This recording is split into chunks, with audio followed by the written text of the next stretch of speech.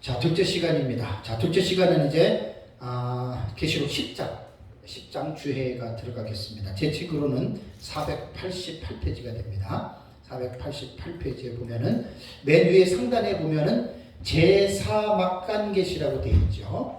네.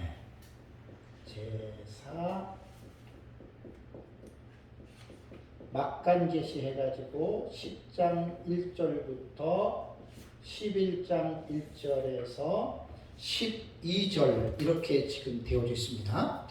그리고 나서 이제 첫 번째는 제가 힘센 천사와 작은 두루마리를 받아먹는 요한해서 이제 10장 1절에서 11절까지 얘기를 했고, 두 증인의 사역 11장 1절에서 12절인데 요거 또 이제 아까 전 시간에 제가 이제 그 두 증인에 대한 부분을 서론과 본론으로 제가 분해해서 말씀드렸죠. 그죠? 그거 가지고 여러분들이 그거를 보시면 됩니다. 자, 그러면은 우선 10장에 대한 전반적인 내용에 대해서 제가 서론적으로 써놓은 것을 보시면, 자, 이제 이 요한계시록은 10장에 들어왔으니까 전장이 9장이잖아요. 그죠?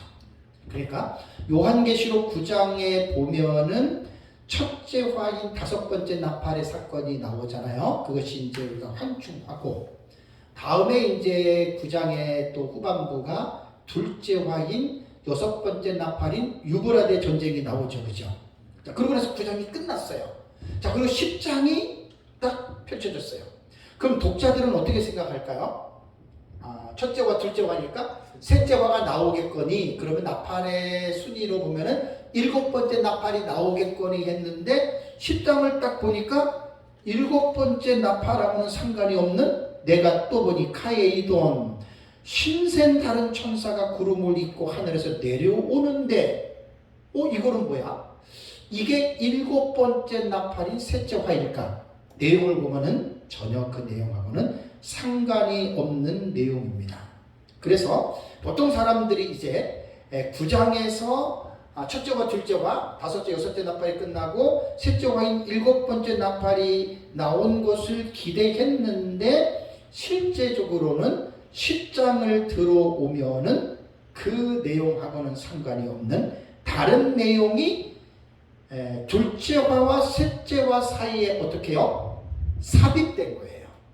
그래서 이제 그것을 삽입계시라고들 얘기를 하는데, 우리는 막간계시라고 여러분 이렇게 이제 본다고 여러분들에게 말씀을 드렸습니다. 사실 요한계시록은요, 형식상 구조로 볼 때 제일 어려운, 쉽게 말하면 세 가지 일곱 시리즈 중에 제일 어려운 부분이 나팔 시리즈입니다. 그죠? 이걸 이제 여러분들이 기본적으로 이해를 해야 돼요.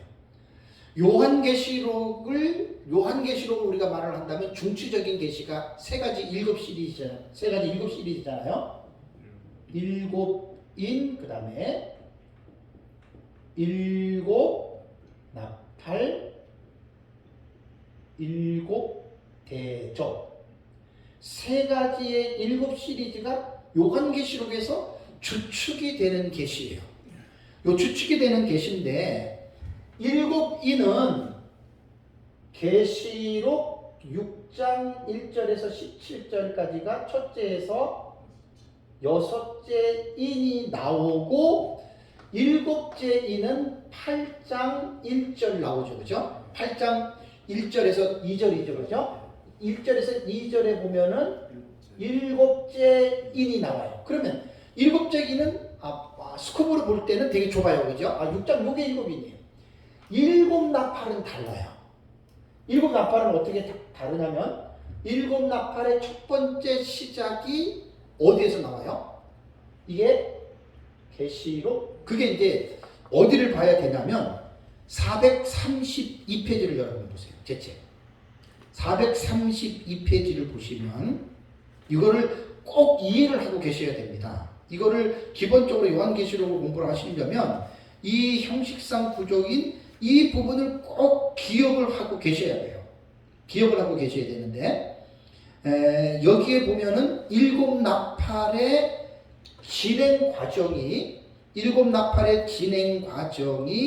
이제 8장 6절에 나오잖아요. 그죠? 제3공격, 그죠? 거기 보면은 8장 6절에서 12절이 첫째에서 넷째 나팔이 나오죠. 그죠? 그러니까 뭐냐면 요 일곱째 인 있잖아요. 요 일곱째 인의 내용이 뭐냐? 요 일곱째 인의 내용이 일곱 나팔로 전개가 되잖아요. 그렇죠? 이렇게 보는 거예요. 그래서 8장 1절 2절에 일곱 번째 인은 일곱 나팔로 전개가 되는데 일곱 나팔은 어디에서 시작이 되냐면 계시록 8장 6절. 계시록 8장 6절에서 12절까지가 첫째 나팔에서 넷째 나팔이 나오잖아요. 그죠? 그 다음에 이제 계시록 8장 13절을 보면은 제3 막간 계시록 세화의 선포가 나오죠. 그죠? 여기 막간 계시란 말이에요. 왜냐면 기본적으로 우리가 이제 공부해야 될 게 뭐냐면 동경과 삽경에 대한 이 기본적인 지식을 꼭 갖고 있어야 돼요. 본경은 세 가지 7 시리즈가 이게 본경이고 삽경은 나머지 계시예요. 그런데 이 본경과 삽경을 논할 때에는 1장부터 계산하는 게 아니라 6장부터입니다. 6장 이후부터 22장까지의 내용을 학자들은 본경과 삽경으로 구분합니다. 이거 제가 한 게 아니에요. 그래서 제 책을 보시면은 이제 앞에 부분에 보면은 형식상 구조가 나오고 내용상 구조가 나오죠. 형식상 구조에서 본경과 삽경이 나오잖아요. 이거는 제가 본 게 아니라 전천년, 무천년, 세대주의 전천년, 후천년 할 것 없이 대부분의 학자들, 주경신학자들이, 종말론 연구가들이 공통적으로 만들어낸 용어고 공통적으로 사용하는 용어예요. 그래서 본경이라고 말할 때에는 세 가지 7 시리즈, 이제 지금 요거 설명하는 거예요. 7이 이거 나팔 7대죠. 여기에 해당되는 내용을 본경이라고 하고 그 나머지 내용을 삽경이라고 얘기한다 그랬죠. 요 6장이부터 22장까지가 되는 거예요. 그래서 이제 7인과 7 나팔은 이제 7 대접인데 7인과 7 대접은 되게 범위가 좁아요. 그래서 금방 이해할 수가 있어요. 이 7 나팔이 참 까다로워요. 폭이 되게 넓다는 거예요. 그래서 시작이 7 나팔은 7째 인에서 나오는 것인데 7 나팔은 첫 번째가 계시록 8장 6절에서 시작이 되죠. 첫째 나팔, 넷째 나팔이에요. 그 다음에 이제 그 삽경은 제가 막간 계시는 제가 설명을 요다 쓰지 않을게요. 그 다음에 네 번째 본경이 뭐냐면 네 번째 본경이 계시록 9장 1절에서 21절까지죠. 21절이 5나팔에서 6나팔이 되는 거예요. 그러면서 이제 10장으로 딱 넘어가면은 어떻게 되냐면 막간 계시가 나오잖아요. 그죠? 그 책을 보시면 돼요. 432페이지. 막간 계시가 뭐냐면 10장 1절에서 11절, 그 다음에 11장 1절에서 12절 보면 작은 두루마리를 받아먹는 사도 요한이 대행적 예프릴 사역에 나오고, 그 다음에 11장 3절부터 두증인 사역에 나오죠. 그죠? 이게 막간 계시란 말이에요. 본경이 아니에요. 그러면서 본경은 어디 나오느냐? 계시록 11장 13절 14절이에요. 11장 13절에서 14절에 무슨 내용이 나오냐면은 7번째 나팔이 불립니다. 여기부터 이제 조금 신경을 쓰셔야 돼요. 그거는 1절 정결입니다. 네. 7째 나팔이 불려지기는 불려지는데 내용은 없지요. 여기부터 이제 구분을 잘 하셔야 돼요. 그래서 거기 보면은 이제 요 11장 13절과 14절이 둘째 화가 끝났다 종결이 나오죠. 그죠? 둘째 화는 6번째 나팔이잖아요. 그러니까 계시록 9장 21절에 보면은 둘째 화인 6번째 나팔이 끝났다고 하지만 끝난 게 아니죠. 실제적으로 그 사이에 다른 내용이 이제 계시록 10장 1절에서 11장 12절까지 다른 내용이 삽입되고 나서 그 다음에 11장 13절 14절이 나오는 내용이 둘째 화 내용이 쉽게 말하면 마지막 끝에 조각이 둘째 화는 붙어있는 게 아니라 다른 제3악간 계시 뒤에 요 내용이 지금 기록이 되어졌다는 거예요. 어쨌든 요 11장 13절 14절이 보면은 일곱 번째 나팔이 이제 불린 아니에요. 15절 19절. 예, 일곱 번째 나팔이 불려지는 것은 15절에서 19절이에요.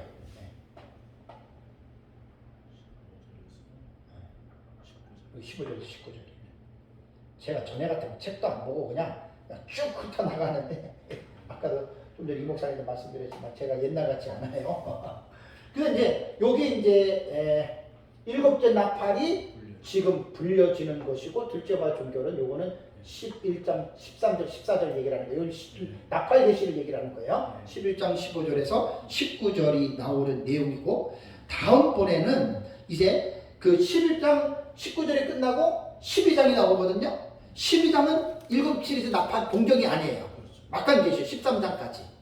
14장도 마찬가지예요. 그 다음에 이제 본경이 어디에 나오냐면은 제7본경으로 내려가 보시면은 제7본경으로 내려가 보시면 15장 1절 나오죠. 그죠? 계시록 15장 1절에 가면은 그 15장 1절에 어떤 내용이 나오냐면은 이제 일곱 대접이 이럴 것이라고는 윤곽만 나오는 거예요. 일곱 대접 내용은 아니에요. 윤곽에 대해서 이제 일곱 천사가 뭐 어쩌고 얘기를 하거든요. 근데 여기 대접이라는 말 안 나와요. 그리고 나서 이제 그 15장 2절과 4절에는 일곱 나팔이 아니고 불이 섞인 유리 바닷가가 나오죠. 그것은 여섯 번째 막간 계시입니다. 다른 계시가 또 일곱 번째 사이에 삽입이 된 거예요. 그리고 나서 이제 이 그 일곱 번째 나팔의 본 내용은 어디에 나오냐면은 15장 5절과 8절입니다. 계시록 15장 5절과 8절에 일곱 번째 나팔의 내용이 나와요. 요 일곱 번째 나팔의 내용이 뭐냐? 다음번에 나타나는 일곱 대접 시리즈가 되는 거예요. 자, 이거는 요한계시록을 뭐 전천년이나 무천년이나 이런 거 따지지 말고 형식상 구조, 기록된 구조로 볼 때는 이거를 꼭 이해를 하고 요한계시록을 공부하시라는 얘기예요. 그러면 여기에서 어떤 게 보입니까? 일곱 번째 나팔은 실제적으로 일곱 대접인데 일곱 대접은 어디에 나오냐면은 요 일곱 대접은요 계시록 16장에 다 나옵니다. 16장 1절에서 21절까지인가요? 16장 몇 절이죠? 요 16장 전체가 일곱 대접이 다 나와요. 21절 맞죠? 네. 계시록 16장 1절에서 21절이 일곱 대접의 내용이에요. 그러면 딱 여기 한번 볼까요? 제일 복잡한 게 뭐예요? 나팔 계시가. 계시록 8장 6절에서 나팔 계시가 시작이 돼서 계시록 15장 8절에 이 나팔 계시는 여기서 이제 끝이에요. 그리고 실제적으로 일곱 번째 나팔 내용은 일곱 대접이잖아요. 그러니까 일곱 나팔이 사실 제일 복잡한 거예요. 범위가 넓잖아요. 8장부터 15장 끝까지니까. 그죠? 거기에 이제 삽입 계시들이 들어간 거예요. 자, 그렇다면 형식상 구조에서 우리가 요한계시록을 공부할 때 꼭 기억해야 될 것이 본경과 사경의 용어인데 본경은 세 가지로 시리즈니까 여기 말한 일곱이는 6장 1절에서 6장이고 8장 1, 2절 일곱 나팔은 8장 6절에서 12절 9장 1절에서 21절 11장 15절에서 19절 15장 1절 15장 5절에서 8절 그 다음에 계시록 16장 1절 요게 본경이라는 거예요. 이게 본경. 이걸 꼭 기억하세요. 그리고 6장부터 본경에는 뭐가 추가가 되냐면 20장과 21장의 내용도 본경으로 봅니다. 그러니까 중요한 거는 뭐냐면 6장에서 19장까지예요. 계시록은 제일 어려운 부분이 6장에서 19장이에요. 어떤 학파든지 간에 계시록이 제일 어려운 게 6장에서 19장까지거든요. 그 6장에서 19장까지의 그 내용을 본경과 삭경으로 딱 구분을 하는데 본경은 세 가지 것이 요거 외에 나머지 있잖아요. 그죠? 7장 빠졌죠? 8장에 3절에서 4절 빠졌죠? 그 다음에 8장 13절 빠졌죠? 9장은 나오고 10장에서 11장 14절까지 빠졌죠? 그 다음에 12장, 13장, 14장 빠졌죠? 그 다음에 15장 2절부터 4절까지 또 빠졌죠? 그리고 이제 16장이죠. 그 다음에 사병은 뭐냐면 17장, 18장, 19장이 이게 사병이에요. 이게 막한 계시. 그래서 이거는 요한계시록을 공부를 하려면 먼저 형식상으로 보는 구조에서 동경과 사경을 어떻게 우리가 이 6장부터 최소한 19장까지 이게 제일 요한계시록이 제일 어렵단 말이에요. 이걸 먼저 숙지하시고 이해하시고 공부를 하셔야 돼요. 그래서 다시 말씀드리면 동경과 사경은 제가 만든 용어가 아니에요. 모든 종말론 학자들이 만든 공통적인 용어입니다. 이걸 꼭 숙지하셔야 돼요. 동경, 사경. 다시 이제 488페이지 10장으로 이제 들어가겠습니다. 그리고 나서 이제 아까 그 말씀드린 둘째와 아까 말씀드렸잖아요. 여섯 번째 나팔이 9장 21절에 끝나는 것 같은데 지금 둘째 화의 계시가 벌어져 있어요. 둘째 화의 계시가 이게 이제 9장 10절부터인가요? 11절인가 12절인가요? 9장. 네, 둘째 화. 그러니까 13절부터 13절이죠. 9장 13절에서 21절에 둘째 화가 9장에서는 끝난 것 같은데 그런데 이 둘째 화가 11장 13절 14절 보세요. 그 책에 나오잖아요. 11장 13절 14절을 보면 그때라고 하는 이 시점은 어느 시점을 말해주냐면 두 증인이 승천할 때예요. 그러니까 1260일 전삼년만 마치고 두 증인이 승천하는 그때란 말이에요. 그때에 큰 지진이 나서 성 10분의 1이 무너지고 지진에 죽은 사람이 7천이라 그 남은 자들이 두려워하여 영광을 하늘의 하나님께 돌리더라. 그 다음에 무슨 말이 나옵니까? 둘째 화는 지나갔으니 보라. 셋째 화가 이릅니다. 그러니까 11장 13절과 14절이 둘째 화에 연결된 계시이기 때문에 기록된 형식상 구조로 볼 때는 둘째 화는 9장 13절에서 21절에 끝나는 것이 아니고 여기에서 멈춰서 다른 내용들이 막간 계시가 10장에서 11장까지 쭉 11장 2절에서 11절까지 나오다가 11장 13절 14절 요 두 절이 둘째 화의 계시의 끝에 붙여야겠다 그 말이에요. 이해가 되시죠? 그러니까 요한계시록은 무조건 들어가서 뭐 첫째 일이 보고 붉은 말이 흰 말이 뭐 이런 거 공부하지 마시고 개론적으로 객관적으로 먼저 기록된 이 형식상 구조를 먼저 이해를 하세요. 고기 먹을 때 무조건 막 먹는 거 아니잖아요. 비늘 떼내고 그죠? 배 갈라가지고 내장 버리고 다 성경은 이렇게 체계적으로들 공부를 하셔야 돼요.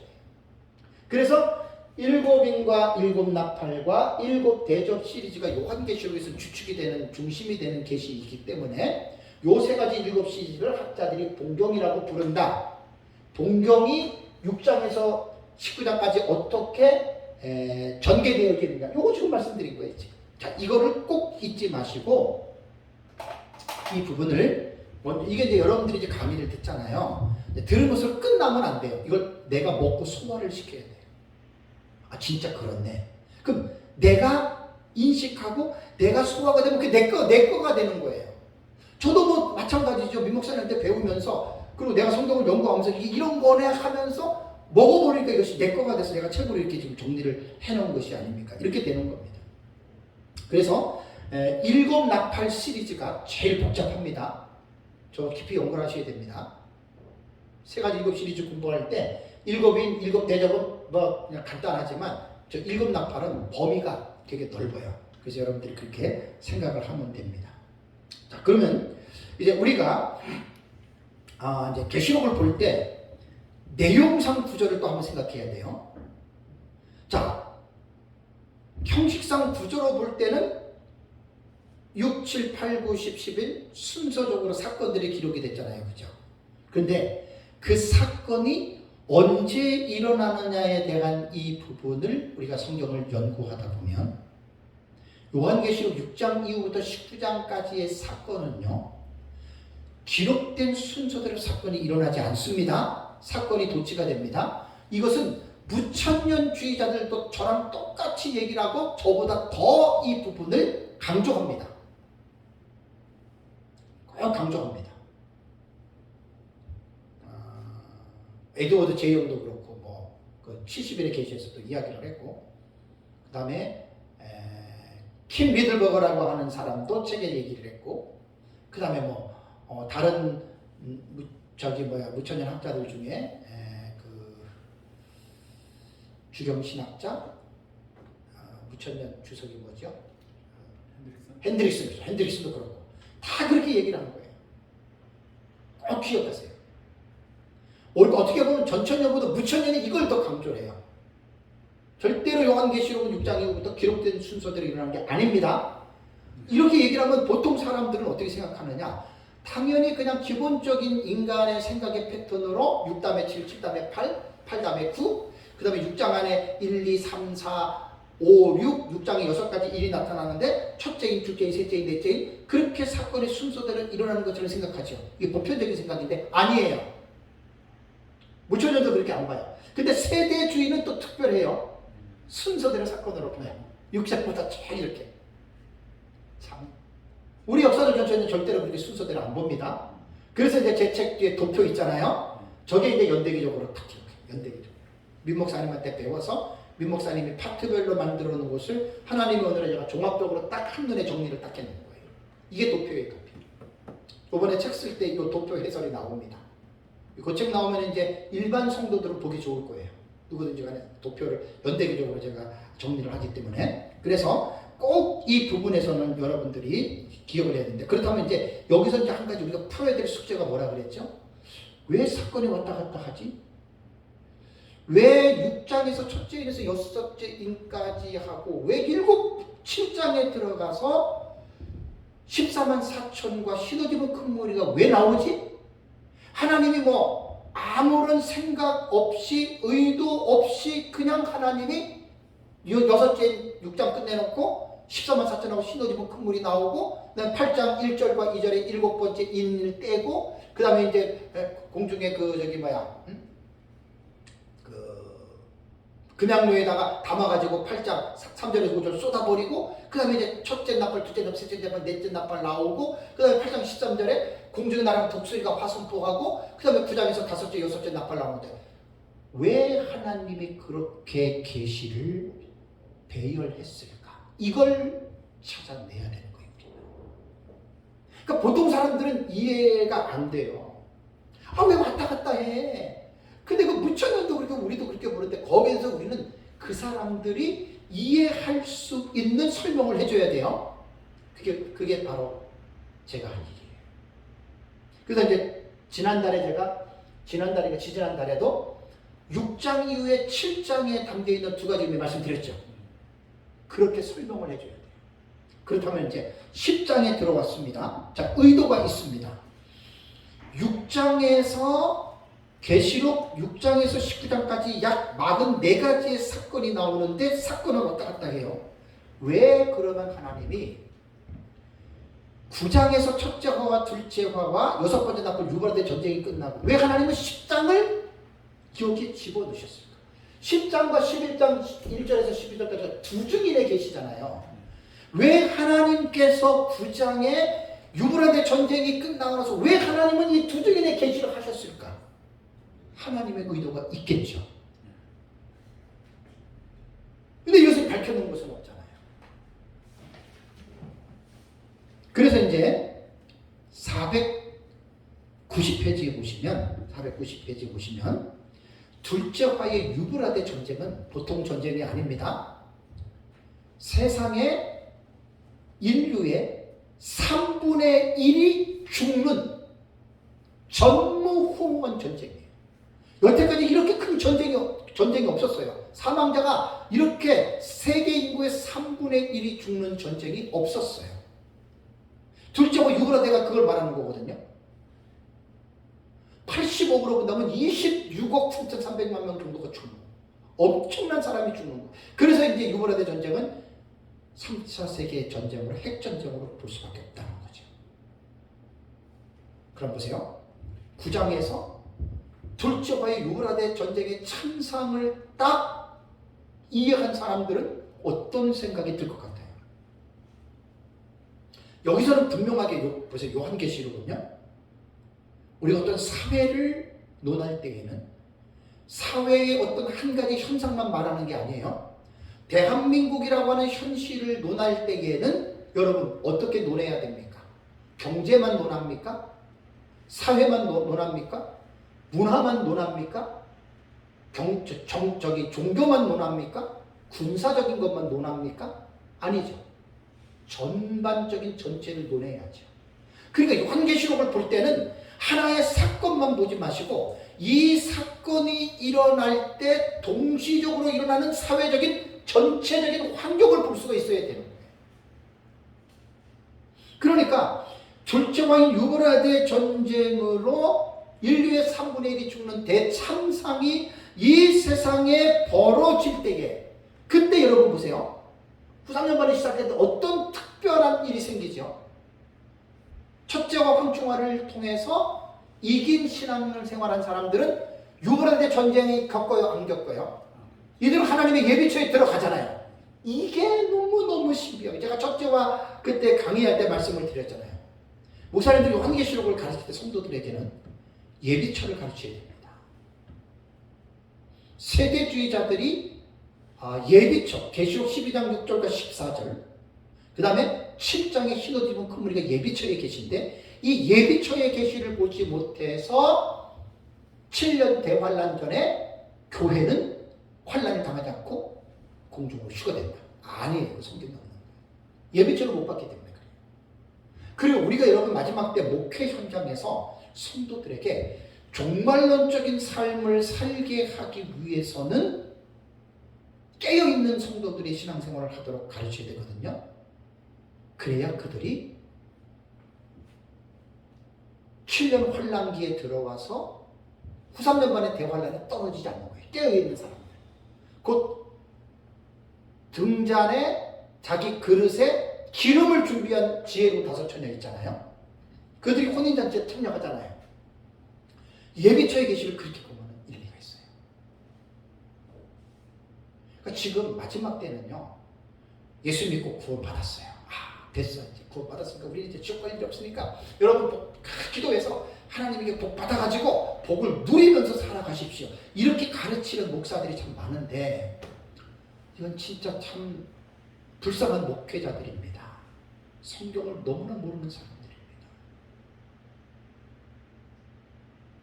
신약 성경의 사도 바울의 서신을 보면 바울은 구원받은 것으로 만족을 한 것이 아니라 구원받은 자신은 내 것이 아니요 그리스도께서 핏값으로 나를 사셨기 때문에 이제 구원받은 나는 내 것이 아니요 주의 것이다. 얘기를 했죠. 그러면서 너희는 먹든지 마시든지 무엇을 하든지 하나님의 영광을 위해서 살아가라고 헌신의 삶을 살도록 강조했죠. 맞죠? 이게 성경이란 말이에요. 종말론을 떠나서 이게 바울이 깨달은 것은 그러니까 뭐냐면 우리가 예수 그리스도의 십자가의 핏값으로 구원을 받았다면 구원받은 것으로 만족하지 말고 값없이 구원을 주신 우리는 그 하나님 앞에 구원의 은혜를 어떻게 하라고요? 보답하는 삶을 살아가야 돼. 이게 헌신입니다. 헌신.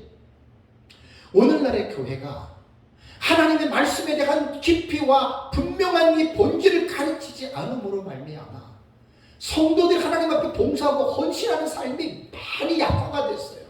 그냥 교회 나와서 예배만 드리고 가고 헌금만 내고 가면 마치 자기는 구원받은 자로서의 이제 모든 일을 다 한 것처럼. 아닙니다. 그러니까 교회가 많이 모여도 헌신과 희생에 대한 봉사가 사라지니까 교회가 여러분 막막한 거예요. 특히 코비드19 팬데믹을 통해서 교회가 식사하는 것도 지금 싫어한다 그러더라고요. 왜? 식사 안 하니까 너무 육신이 편하잖아요. 진짜예요. 그 더 웃긴 건 우리 동규 목사님 얘기예요. 구역 예배 드리지 말자는 거예요. 코로나 때문에 구역 예배 안 드리니까 너무나 편했나 봐요. 다시 구역 예배를 아니 그래서 없어진 교회들 많습니다. 내가 몇몇 목사님한테 들었어요. 그러니까 성도들이 이제 반대하는 거예요. 구역 예배 하지 맙시다. 이게 현실이에요, 이게. 하는 어떤 자들의 습관과 같이 하지 말라 그랬는데 이렇게 지금 교회들이 점점 약화가 되는 거예요. 왜 그렇습니까? 목사님들이 성도들에게 말씀을 가르칠 때 구원받은 것에만 만족하라 이렇게 가르치면 잘못 가르쳤단 말이지. 부족하게 가르치는 거예요. 구원을 받았다면 10명의 문둥병자 기억나십니까? 예수님 말씀으로 치료받았잖아요. 9명 어떻게 됐어요? 그냥 돌아갔어요. 한 명만 예수님 앞에 와서 살해했지요. 근데 그 사람이 누구의 어떤 지역 사람이에요? 사마리아 사람이잖아요. 이방인이잖아요. 우리가 예수 믿고 구원받은 것으로 끝난 게 아닙니다. 어떤 목사님들은 구원받았으니까 이제 누리는 삶을 살아라고 누림을 강조해요. 뭘 누리라는 거예요? 뭘 누려요? 도대체 뭘 누리라는 거예요? 기도 많이 해서 복 받아가지고 11조 많이 내고 그 돈 가지고 좋은 차 타고 다니고 좋은 집 사고 여행 다니고 그렇게 누리라는 것입니까? 그렇다면 사도 바울과 예수님의 제자들이 그렇게 살았어요? 복음을 위해서 매를 맞고 핍박을 당하고 감옥에 갇히고 복음을 위해서 죽지 않았습니까? 제자라고 하는 것은 마데테스라고 하는 제자는 스승의 간 길을 따라가는 게 제자 아닙니까? 성경을 똑바로 보십시오. 성경을 어디 성경에 구원받았다고 누리면서 살라고 하는 성경이 어디 나옵니까? 그게 이상한 사람들의 눈에 보이는 거죠. 성경을 전체적으로 보셔야 돼요. 바울이 자기 죽음을 얼마 앞두고 디모데후서에서 뭐라고 했습니까? 내가 달려갈 길을 마치고 선한 싸움을 싸우고 믿음을 지켰다 그랬잖아요. 죽기까지 그렇게 사는 게 이게 크리스티아노스의 삶이에요. 이게 너무나 한국교회 볼 때마다 너무나 안타까운 게 아까 말씀드린 대로 예배만 딱 드려 봉사헌신 이거 안 해요. 별로. 그래서 많이 보면 교회들마다 목사님들이 성도들을 헌신을 강조하고 봉사를 강조하면서 성도들을 그렇게 복음에 그 감격하도록 가르치는 교회들은 가능해요. 그런 교회들이 없다는 게 아니에요. 있어요. 대체적으로 볼 때 그렇다는 얘기지. 사도 바울이 내가 그리스도를 본받은 것 같이 너희는 뭐라 그랬습니까? 나를 본받으라 그랬죠. 그러니까 바울이 무조건 자기를 본받는 게 아니라 바울은 그리스도를 본받기 위해서 죽기까지 살았잖아요. 그 모습을 내가 했던 것처럼 너희도 날 따라서 그리스도를 본받아. 그 말입니다. 그 말이에요. 그렇다면 다시 본문으로 돌아옵니다. 둘째와 유브라데 전쟁을 통해서 핵전쟁이에요? 3분의 1이 죽어요? 와, 이 비참한 상황을 9장까지 봤어요. 10장은 아직 안 봤다고 칩시다. 그럼 어떤 생각이 들어요? 우리 구원받은 사람 속에는. 와, 3분의 1이 죽으면 셋 중에 하나는 죽잖아요. 세계 사람이. 그럼 무슨 의문이 들어요? 무슨 생각이 들어요? 우리 구원받은 사람은? 그렇다면 우리들은 어떻게 될까? 당연한 생각이죠. 이건 상식적으로도 당연한 생각이 드는 거예요. 그래서 제가 이 부분을 놓고 계속 전 기도하면서 나름대로 제가 이 부분을 정리를 해놔야 돼요. 이 부분을 정리를 사건 하나하나의 그 이어가는 매듭 속에서 왜 하나님께서는 이 사건 다음에 이 사건을 일으켰는지에 대한 이 부분을 푸는 것이 우리가 계시를 받은 사람들이 해야 할 일이거든요. 이거 잘못 해석하면 큰일 난단 말이에요. 이거는. 또 소설 쓰면 안 되는 거예요. 정말 이 깊이 있게 연구를 해야 돼요. 계속. 그래서 그런 생각이 들 거란 말이에요. 그러면 하나님의 그 구원받은 사람들은 그럼 이 3분의 1이 죽는 전쟁에서 우리의 운명은 어떻게 될까? 당연히 생각해야 됩니다. 9장까지 본다면 그래서 하나님이 딱 기록한 것이 10장에 계시는 거예요. 두 주님에 계시. 자, 뭔가 감이 오지요? 그러니까 졸저와 유브라데 전쟁이 일어나기 전에 과거를 보면은 전 3년반 끝나고 전쟁이 일어나잖아요. 그죠? 하나님의 계획이 뭐냐? 사탄의 계획은 자신의 화신인 적그리스도를 세워서 하나님의 교회를 핍박하고 박해하잖아요. 하나님의 계획은 바로 두 증인을 세웁니다. 물론 두 증인의 계시는 계시록 6장 1절에 힘말 첫째 이때 때 그게 두 증인의 계시예요. 그리고 7장에 14만 4천의 인침도 두 증인의 계시라고 했죠. 하나님은 요한계시록 그걸 볼 수 있어야 돼요. 요한계시록에서 하나님 편에서는 두 증인의 계시를 보는 게 하나님의 마음을 이해하는 겁니다. 예비초를 보는 거. 그러니까 이게 요한계시록을 적당히 연구해서는 몰라요. 분명한 체계 속에서 깊이 있게 계시록을 풀어가야 돼요. 그래서 사실은 두 증인의 그 계시를 구체적으로 드러낸 내용이 10장 1절에서 11장 12절까지란 말이에요. 지금 이게 그렇게 중요한 지금 계시니까 지금 이제 공부를 하는 거예요. 이걸 지금 우리가 이 중요성을 깨달아야 되거든요. 그런데 두 증인의 계시를 결론적으로 보면은 아까 서론과 본론 말씀드렸잖아요, 그죠? 서론에서는 사도 요한이 10장 1절부터 아까 말씀드렸잖아요. 힘센 천사가 모습과 표와 맹세 나오잖아요, 그죠? 그래서 이제 사도 요한이 등장해서, 그죠? 등장해가지고 그 두루마리를 가지라, 받아 먹으라, 그 다음에 예언하라 나오잖아요, 그죠? 11장 1절과 2절에 성안을 측량하라. 이거는 사도 요한이 했지만 대행적 예표 사역입니다. 누구를 대행했습니까? 11장 3절에 디오신 마르티신, 디오마르티스예요. 두 증인이에요. 그래서 10장 1절과 11장 12절까지는 한 덩어리 한 단락이에요. 그 제 책에는 사막간 계시군으로 이 부분을 세 가지 7 시리즈가 아니니까 제가 이것을 편성해서 집어든 거죠.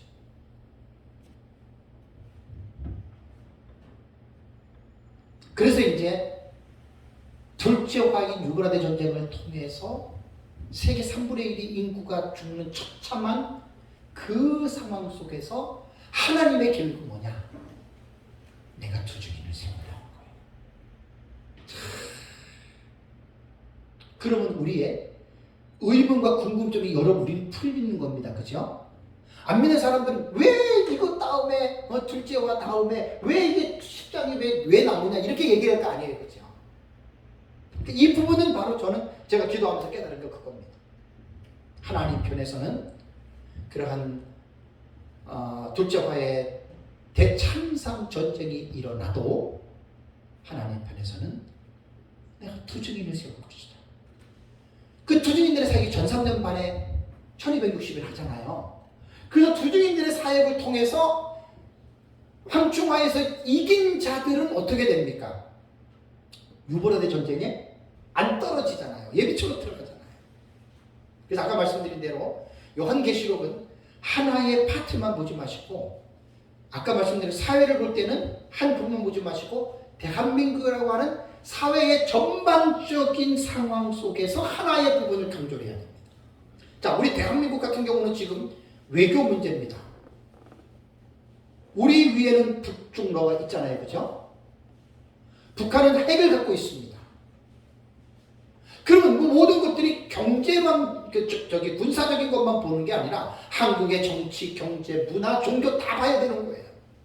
그 요한계시록을 그 단편적으로 보는 사람들이 되게 많아요. 그러니까 사실 계시록을 깊이 있게 깨닫는 게 아니에요. 그런 사람들. 그거 막 가리킵니다. 그 자기 깨닫는 게 또 다야. 제가 계속 연구를 하면서 그렇게 보면 위험합니다. 요한계시록. 전반적인 모든, 그리고 우리나라 정세만 봐야 됩니까? 사회주의도 봐야 되고 민주주의도 봐야 되잖아요. 유럽도 봐야 되고 미국도 봐야 되잖아요. 그 전체적인 세계에 흘러가는 그 시츄에이션 속에서 대한민국을 봐야지 돼요. 하나님이 대한민국은 미국이라고 하는 세계 최고의 강대국을 대한민국의 파트너로 하나님이 붙여주신 게 우리 대한민국 사람들 믿어야 됩니다. 좌파들은 지금 미국을 쫓아내려고 그 대통령도 그랬잖아요. 우리 좌파 대통령들. 이런 또 좌파들은 저한테 또 따지니까 정치 얘기한다고. 회개해야 돼요. 그래서 한국 사람들은. 나는 정치 얘기라는 게 아니라 사실을 얘기를 하는 거잖아요. 남유다가 586년에 바벨론의 느부갓네살에게 망할 때 그 중간 제가 그 분열한 역사를 14년 전에 우리 시작할 때 1년 했어요. 그죠? 그때 보세요. 시드기야 왕이 줄을 잘못 쓴 거예요. 애굽과 바벨론이 강자인데 하나님의 그 잣대는 바벨론이 이기게 해놨어요. 시드기야가 정말 그 왕으로서 정치적인 이 부분을 바벨론 쪽으로 딱 붙었으면 예루살렘이 멸망하거나 수많은 사람이 죽지 않잖아요. 그냥 형님하고 그냥 상납하면 예루살렘 상납하면 죽지는 않고 그냥 어차피 강대국에 의해서 흘러가잖아요. 근데 시드기야가 누구에게 붙었어요? 애굽에게 붙었잖아요. 그 조정 내에 간신배들이 있었단 말이에요. 애굽을 친애굽파가 있었단 말이에요. 그 말을 듣다가 느부갓네살이 화가 나가지고 예루살렘 605년에 1차, 597년에 2차, 586년에 3차 침공해서 예루살렘 사람들을 비참하게 죽인 거 아닙니까? 이 역사는 교훈이 있어요. 지금 대한민국 정신 차려야 됩니다. 미국에 붙을 것이냐 중국에 붙을 것이냐 결정해야 됩니다. 왜냐하면 어차피 세계의 이 정치의 구도는 사회주의와 민주주의 국가로 양분합니다. 물론 중립국들이 이제 나중에 편성해서 붙겠죠. 사회주의로 붙든지 민주주의로 붙든지. 지금 그 흐름이 러시아가 우크라이나를 침공하면서 정확하게 지금 이 그림들이 선명하게 보이지 않습니까? 대한민국 안에 너무나 좌파들이 많아가지고 지금 미국을 지금 난 정치적인 얘기를 하려는 게 아니에요. 지금 이 현 상황을 말하는 거예요. 여러분, 노무현 대통령 때인가요? 이명박 대통령 때죠. 미국소 먹으면 광우병 걸린다 그랬죠. 그 미국소 먹으면 뇌에 구멍이 숭숭 뚫린다 그랬죠. 그래서 광화문에서 수많은 사람들이 모여가지고 촛불 들고 난리 폈죠. 자, 물어볼게요. 미국소 계속 먹었어요, 미국산? 뇌 구멍 뚫린 사람 지금까지 한 사람 있어요, 없어요? 한 사람 없죠.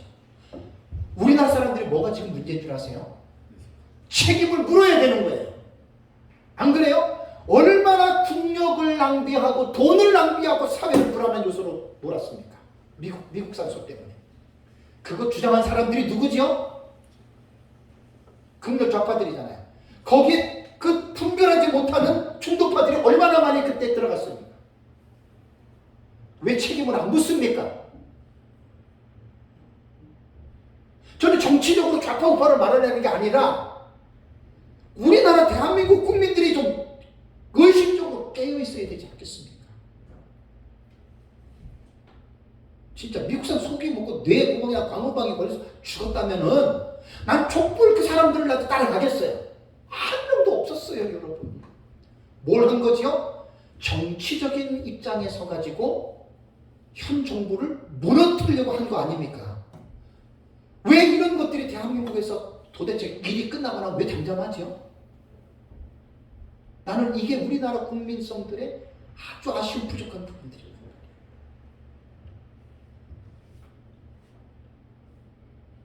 너무나 많다. 제 얘기를 정치적으로 듣지 마세요.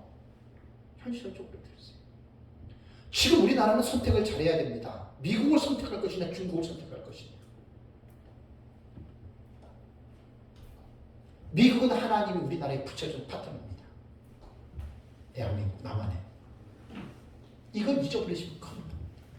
잠깐 제가 얘기가 다른 쪽으로 조금 이렇게 흘러갔지만 어쨌든 9장에서 철저화인 유브라데 전쟁의 참상이 일어나면서 10장의 이 두 증인에 대한 계시가 11장까지 나온 이유는 유브라데 참상의 대전쟁 앞에서 뭔가 의아해하고 우리는 어떻게 되지? 라고 의문점을 갖고 있는 하나님의 자녀들에게 하나님의 대안적인 플레임이, 하나님의 대안적인 계획이 두 증인의 계시다. 난 이렇게 믿습니다. 누가 뭐래도 저는 이렇게 요한계시록을 풀어갑니다. 그래서 앞으로 제가 쓰는 책에는 계시들이 16장에서 19장까지 44가지 사건이 왔다 갔다 도치가 되잖아요. 그 내용을 내가 이어가는 말을 내가 만들었는데 거의 60~70%는 제가 해놨잖아요. 강의 지금 다 하고 있잖아요. 그래서 10장에 대한 이 10장의 의미가 무엇이냐? 왜 10장의 이 사건이 둘째와 다음에 이 계시가 여기에 편성되었을까? 그 저는 그렇게 이해한다는 말입니다.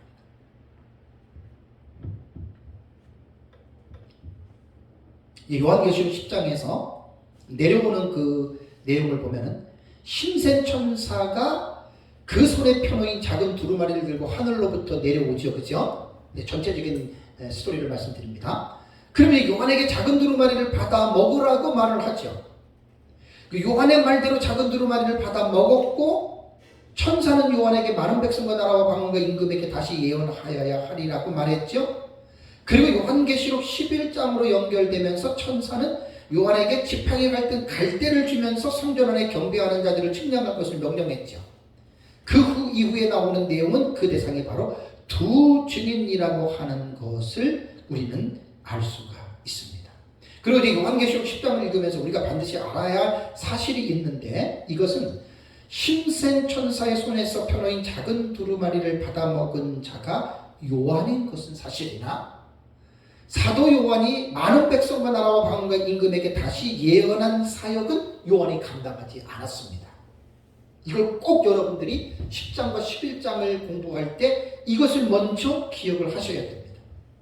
그리고 사도 요한이 이 계시를 받은 후에 열국을 다니면서 사역한 적이 없어요. 그죠? 반모섬에서 거기서 그냥 한상 보고 요한계시록하고 뭐 이렇게 나와서 죽었다는 말도 있고 그냥 자연스했다는 말도 있는데 어쨌든 사도 요한은 우리가 이 부분을 분명하게 여러분들이 알아야 됩니다. 그래서 이제 제가 만든 용어가 대행적 예표 사역이라는 거예요. 꼭 기억하십시오. 요한이 했지만 그 요한이 그 일을 하나님이 맡긴 것이 아니고 다른 사명자인데 그게 바로 두 증인인데 요한은 그저 그들을 위해서 대행적으로 요한은 그냥 먹으라 해서 먹고 받으라 해서 받았고 이렇게 했다는 거예요. 자, 그렇다면 이제 1절과 1절을 보겠습니다. 자, 계시록 10장 우리 1절 보시면 내가 또 보니 힘센 다른 천사가 구름을 입고 하늘에서 내려오는데 그 머리 위에 무지개가 있고 그 얼굴은 해 같고 그 발은 불기둥 같으며 그랬죠. 1절과 2절은 힘센 천사에 대한 모습입니다. 힘센 천사가 어떻게 생겼는가. 자, 여기 보면 또 내가 보니 카이에이돈입니다. 카이에이돈. 그리고 내가 보았다. 이것이 요한계시록에 기록된 전형적인 표현입니다. 그리고 또 카이에쿠사 그 말이 나와요. 그리고 내가 보았다. 보았다 들었다가 그게 이제 오버래핑 기법이라고도 어떤 학자는 얘기하더라고요. 맞아요. 보고 듣고 계시를 쭉 이제 기록을 했는데 근데 요한이 보는 환상은 믿기 어려울 정도의 상황을 본 거예요. 여기 요한이 본 대상은 힘센 천사라고 그랬죠. 그죠? 앙겔론 이스퀴론이에요. 힘이 센 천사예요. 근데 이 힘센 천사는 바로 앞에서 또 9장에 보면 힘센 천사 나오잖아요. 그죠? 근데 그 천사와 다른, 알론이라고 하는 다른입니다. 다른 천사라고 하는 사실로 우리는 봐야 돼요. 5장 2절에 힘센 천사가 나와요. 5장 2절에 보시면. 근데 과연 그 힘센 천사냐? 그런데 10장에 나오는 이 힘센 천사는 그 천사와 다를 것이다 라고 이렇게 학자들은 추정하고 있습니다. 저도 그렇게 봅니다. 근데 사도 요한이 이 환상을 보는 장소는 보시면 4장 1절이 무슨 내용이죠? 이리로 올라오라 그랬잖아요. 그죠? 자, 그럼 사도 요한이 이리로 올라온 것은 세대주의자들이 말하는 교회가 휴거된 게 아닙니다. 사도 요한이 올라갔는데 사도 요한이 몸까지 올라갔나요? 육체까지? 이 천국을 말하는데 아닙니다. 영만 올라간 거예요. 에스겔서에 보면은 하나님께서 에스겔의 영을 머리숨을 잡아가지고 어디까지 끌고 가요? 예루살렘까지 끌고 가죠. 에스겔의 육체는 바벨론에 있습니다. 영혼을 끌고 간 거예요. 영육이 분리가 되는 거예요. 하나님의 특별한 섭리 속에서. 그래서 4장 1절에 이리로 올라오라라고 하는 말은 뭐냐면 제가 그 4장 1절 주의할 때 말씀드렸잖아요. 요한이 올라갔으면 영혼만 올라간 거고 안 그러면 박모섬에서 하나님이 영계를 열어 보이신 거예요. 열어서 사도 요한이 박모섬에서 딱 그 영계를 보니까 올라간 것과 같은 거죠. 그죠? 그렇게 여러분 해석을 해야 되는데 그런데 4장 1절에 요한이 올라갔어요. 거기서 이제 천상의 모습을 봤어요. 그리고 나서 이제 6장에 대한 인 빼는 거를 보고 7장에 들어오면은 14만 4천이 인침을 받는 것을 보고 흰옷 입은 큰 무리를 보죠. 자, 여기서 하나 우리가 기억해야 될 게 있습니다. 뭘 기억해야 되냐면 요한이 4장 1절에 올라갔다면 올라간 것은 맞지만 7장을 보면 어때요? 7장을 보면 흰옷 입은 큰 무리 기억하시죠? 계시록을 잘 보셔야 됩니다. 계속 사도 요한이 하늘에 지금 올라가 있는 게 아니에요. 하늘에서 그 계시를 보는 게 아니에요. 7장에서 흰옷 입은 큰 무리의 그 강의할 때 제가 말씀을 드렸죠. 제 책에도 나와요.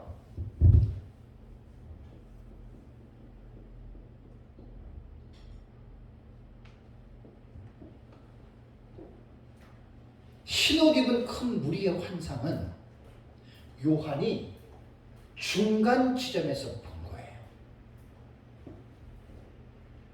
천상에 있는 하나님의 성전에서 있는 내용이 그 7장에 제가 그때 구분해서 제 책에 나오고 그 다음에 밑에는 뭐죠?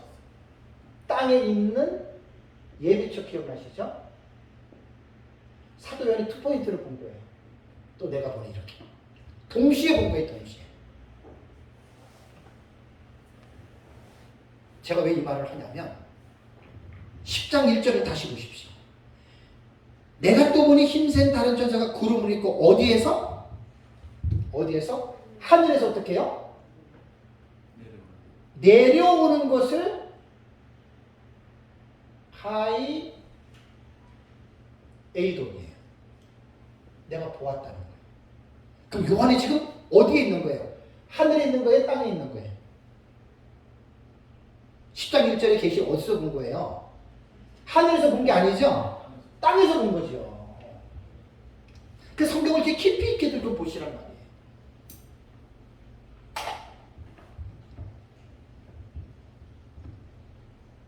하늘에서 내려오는 데라고 하는 표현을 볼 때 하늘 아래 땅에서 보는 것으로 봐야 됩니다. 7장은 땅과 하늘의 중간에서 계시를 그렇게 봤다는 거예요. 두 가지 장면을, 2포인트를 봤으니까.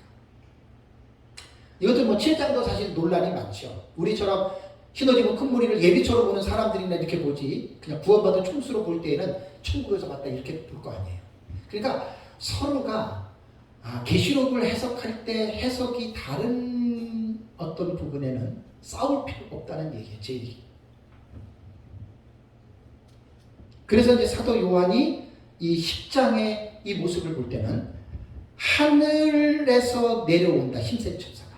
하늘에서 내려오는 것을 이제 보았다라고 하는 그런 말입니다. 그래서 천사의 모습에 대해서 어떻게 묘사하지요? 구름을 입고 하늘에서 내려오는데 그랬습니다. 천사는 영체이기 때문에 우리 인간의 육신의 눈으로는 볼 수가 없습니다. 그러나 그 영적인 존재는 터툴리아누스가 말한 것처럼 기억나시죠? 터툴리아누스가 영혼론에서 영혼을 어떻게 얘기를 했냐면 육신의 눈으로 볼 수 있는 비물질적인 존재이기는 하지만 영적인 존재로서 영적인 뭐가 있다? 형체가 있습니다. 그러니까 육체는 못 보지만 영혼은 봐요, 못 봐요? 봐요. 그래서 5번째 인을 뗄 때 천상 아래에 제단 아래에 누가 있었죠? 순교자들의 영혼들이 있었죠. 사도 요한이 5째 인을 뗄 때 그 영혼들의 무리를 봤어요, 안 봤어요? 봤어요. 어떻게 봤을까요?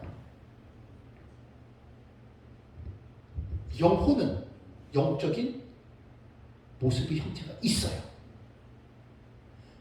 터툴리아누스의 이 말을 듣고 내가 얼마나 그때 감탄했는지, 그때 한 4년 전, 5년 전에 그때 강의할 때 그 책 사서 보고 정말 내가 감동했다 그랬잖아요. 그러니까 영적인 존재는 영적인 형체가 있어요. 그 육신의 눈으로 볼 수 있는 게 아니라 영이 영을 볼 수 있어요. 그러니까 사도 요한이 5번째 인을 뗄 때에 제단 아래에 있는 순교자들의 영혼들의 그 모습을 보았기 때문에 요한계시록 6장에 기록한 거 아니겠어요? 참 신비한 부분입니다. 그래서 이제 이 천사를 사도 요한은 어떻게 묘사를 하냐면 구름을 입고 하늘에서 내려오는데 머리 위에 무지개가 있다. 참. 얼굴은 어떻게 해요? 천사의 얼굴이 해 같고 그 발은 불기둥 같으며. 보세요. 천사는 영체입니다. 인간은 눈으로 볼 수 없지만 영적인 형체가 있습니다. 자, 마찬가지로 우리도 영혼이 있죠. 영혼이 있는데 우리의 영혼도 뭐가 있어요? 형체가 있어요. 놀랍지 않습니까? 근데 우리는 지금 이것을 볼 수 있어요, 없어요? 없는 거예요. 여기서 이제 신비주의자들은 이제 기도하고 천사가 뭐 봤다 하는데 참 그건 좀 애매한 거예요, 그죠? 이런 것들은 성경에 드러난 어떤 객관적인 어떤 그 근거가 없이는 무조건 우리가 이런 말들을 우리가 용인할 수 없다는 거죠. 참 너무 신비합니다. 그래서 이 힘센 천사는 계시록 5장 2절과 요한계시록 18장 21절에도 보십시오. 거기 힘센 천사가 나옵니다. 이런 것들은 제가 아주 세세히 연구를 해서 책에 다 쳤거든요. 요 5장 2절과 18장 21절에 힘센 천사가 나오는데 급이 좀 다른 급으로 봐야 됩니다. 왜 급이 다른 급으로 보는 줄 아세요? 급이 다른 급으로 보는 것들은 이제 2절에 나오는데 2절은 제가 이제 점심 먹고 세 번째 시간 강의할게요. 왜냐하면 그 천사가 오른발은 바다를 밟고 왼발은 땅을 밟았어요. 여러분 이거 어떻게 여러분 설명할 수 있겠어요? 네?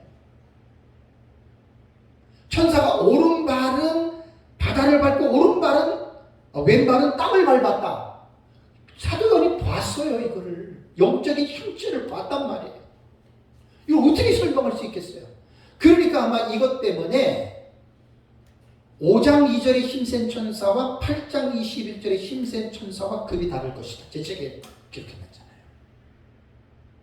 그런데 여기에서 천사를 보는 두 가지 해석이 존재합니다. 주장이 이렇게 나눕니다. 첫 번째는 여기에 지금 오른발은 바다를 밟고 왼발은 땅을 밟고 있는 힘센 천사는 그리스도로 보는 학자들이 있습니다. 이분은 그리스도다. 이렇게 말을 합니다. 그러니까 요한계시록 1장 12절과 16절에 그리스도를 묘사하는 것과 유사성이 있다고 말하는데 이들은 누구냐면 책에 보세요. 모펫, 사이스, 크라프트, 스위트, 그레고리 빌 이런 학자들이 이 힘센 천사를 그리스도로 해석한단 말이에요. 제가 말씀드리죠. 계시록을 새로운 부분으로 들어가서 하나하나 해석을 들어가잖아요. 거의 달라요. 무천년이라고 전천년이라고 같지 않아요. 달라요. 이거 인정하시고 이해하셔야 돼요. 그냥 독불장군처럼 내 것만 오라. 나와 다른 너는 틀렸어. 이 사람은 진짜 무식한 사람이에요. 그 사람은 정말 무식한 사람이에요. 목회자가 그렇다면 정말 무식한 목사입니다. 책을 안 보는 목사입니다. 공부를 안 하는 목사입니다. 내 것만 옳다고 하는 사람. 아주 위험한 사람입니다. 그 무식이 그걸 방증하는 거예요. 모펫이나 사이스나 크라프트나 스위트나 그레고리 대단한 학자들이에요. 그죠? 여기는 전천년, 무천년 다 포함돼요. 제가 계시록을 연구를 하면서 세계적인 주석학자들의 주석들을 다는 아니지만 몇 건지 몇십 건지 있어서 보는데 정말 마음들을 좀 넓히셔야 돼요. 목사님들이. 내 것만 옳다고 주장하는 사람은 무식한 사람이에요. 정말 책 안 보는 사람들이에요. 그런 사람들하고 대화를 할 수가 없어요. 꽉 막힌 사람들이에요. 그래서 제 책을 잘 읽어보시면 객관적으로 썼습니다. 어떤 사람은 이렇게 보고 이렇게 보고 이렇게 보고 이렇게 보고 그래서 책을 쓰는데 시간도 많이 걸렸고 분량도 많이 들어갔습니다. 사실 제 책은 71회하고 요한계시록 주에 한 2,500페이지입니다. 사실은 분량이 2,500페이지인데 줄이고 해서 제 책이 1,042페이지지만 기본적인 글씨체로 하면 1,400페이지가 됩니다. 지금 제 책도 적은 내용이 아닙니다. 그런데 이 견해에 반대하는 학자들이 있거든요. 이 견해에 반대하는 학자들은 이렇게 반대도요. 무조건 틀리다 이렇게 말하면 안 됩니다. 학문적으로 신학적으로 반대하는 그 내용을 분명하게 밝혀야 됩니다. 반대하는 견해 그 견해를 반대하는 학자들은 요한계시록을 보면 어디에서도 지금 앙겔로스잖아요. 앙겔로스라고 하는 천사가 예수 그리스도에게 사용된 적이 없다라고 말을 합니다. 맞습니다, 이 말. 왜냐하면 지금 요한계시록은 예수 그리스도의 계시잖아요, 그렇죠? 이런 것들도 잘 여러분 감안해야 됩니다. 이제 둘째는 그리스도로 보는 학자 말고 천사 중에 매우 특별한 천사로서 다른 천사들과는 급이 다른 그 이상의 존재로 본다.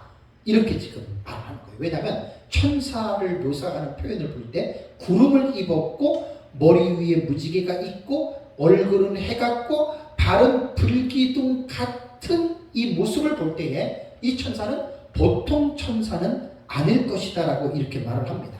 그래서 어떤 신학자는 가브리엘 천사라고도 얘기를 하지만 가브리엘 천사라고 우리는 볼 수는 없다. 이렇게 지금 보는 것이죠. 그래서 저는 두 가지 해석법이 있습니다. 그리스도로 보느냐 아니면 천사 중에 특별한 천사로 보느냐. 제가 보는 관점은 그리스도로 보는 것은 무리가 있고 두 번째로 보는 천사 중에 저는 특별한 그런 천사인 후자로 저는 보는 것에 동의합니다. 자, 이번 시간에는 여기까지 하고 마치는 걸로 하겠습니다.